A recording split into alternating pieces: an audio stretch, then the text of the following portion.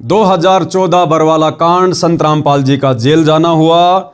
संत रामपाल जी के जेल जाने के बाद उनके परिवार ने, इस आश्रम कमेटी ने अपनी मनमानियां शुरू की और हम संत रामपाल जी के भगत जो साध संगति से जुड़े हुए हैं, हमने संत रामपाल जी के परिवार के पाखंड के, उनके काले कारनामों के, उनके कुकर्मों के, उनकी मनमानी हरकतों का हमने विरोध करना शुरू किया। संगत को जगाना शुरू किया कि भैया इन आश्रमों में जाने की कोई ज़रूरत नहीं है।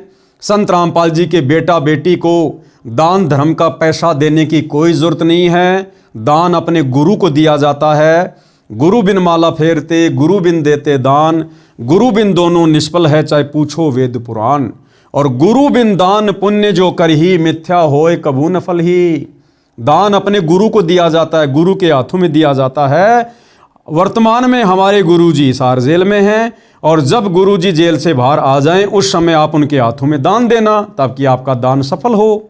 तो संत रामपाल जी के परिवार ने, सतलोक आश्रम कमेटी ने देखा कि ये पवन दास तो संगत को बरगला रहा है, संगत को भ्रमित कर रहा है।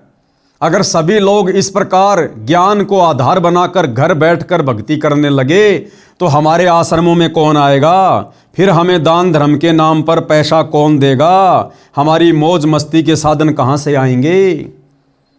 तो इन सतलोक आश्रम वालों ने, जिनकी मिलाई संत रामपाल जी से होती है सप्ताह में, क्योंकि कानूनन जो संत रामपाल जी के परिवार वाले हैं और जो वकील हैं वो उनसे मिल सकते हैं, तो संत रामपाल जी के परिवार ने मुझ पवन दास की झूठी शिकायतें संत रामपाल जी को अपना जैसा व्यक्ति मानकर करनी शुरू कर दी। अब भैया संत रामपाल जी, जिन्होंने सन 1994 से 2014 तक अपनी संगत को ज्ञान दिया, भाई गुरु शिष्य का नाता है, परीक्षा तो होगी। हम अपने बच्चे को स्कूल भेजते हैं, साल में 2 बार परीक्षा होती है।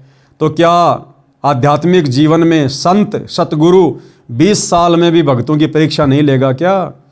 तो सन 2014 बरवाला कांड के बाद से संगत की परीक्षा चल रही है। जो जैसा गुरु को मानकर व्यवहार करेगा, गुरु तो वैसा ही जवाब देगा। तो जैसा इन लोगों ने संत रामपाल जी को कहा, संत रामपाल जी ने वैसा ही जवाब इनको दे दिया कि ऐ मेरे बेटा बेटियों, अगर तुम लोगों के अनुसार वो पवन दास बाहर इस प्रकार की हरकतें कर रहा है, जैसा कि इन लोगों ने उल्टा सीधा बोला कि गुरुजी वो पवन दास संगत को ठग रहा है, वो पवन दास तो नया आश्रम खोल लिया है, वो भक्तों को नाम दीक्षा देने लग गया, वो तो खुद ही स्वयंभू गुरु बन गया। सारी ऊट पटांग बातें, झूठ इन्होंने संत रामपाल जी के सामने पेश की। तो सतगुरु रामपाल जी ने इस परीक्षा के समय में अपने परिवार की झूठी शिकायत पर वैसा ही जवाब, जैसा जवाब ये परिवार वाले मेरे खिलाफ चाहते थे, संत रामपाल जी ने वैसा ही जवाब इनको दे दिया कि भाई यदि तुम लोगों के अनुसार वो पवन दास बाहर मेरे नाम से इस प्रकार से कुछ कर रहा है, अगर वो नाम देने लग गया, भगत बनाने लग गया, तो इसका मतलब वो तो गुरुद्रोही हो गया। क्योंकि मेरे मार्ग में मेरे अलावा दूसरा कोई नाम दीक्षा दे नहीं सकता। और तुम कह रहे हो कि पवन दास ने उपदेश देना शुरू कर दिया, तो भैया वो तो गुरुद्रोही हो गया। इस बात को इन्होंने संगत में प्रचारित कर दिया कि गुरुजी ने पवन दास को गुरुद्रोही घोषित कर दिया। अरे भैया, अगर मैंने कोई आश्रम खोला है तो जरा एक आध आश्रम का नाम तो बता दो कि पवन दास का आश्रम कहाँ है देश विदेश में।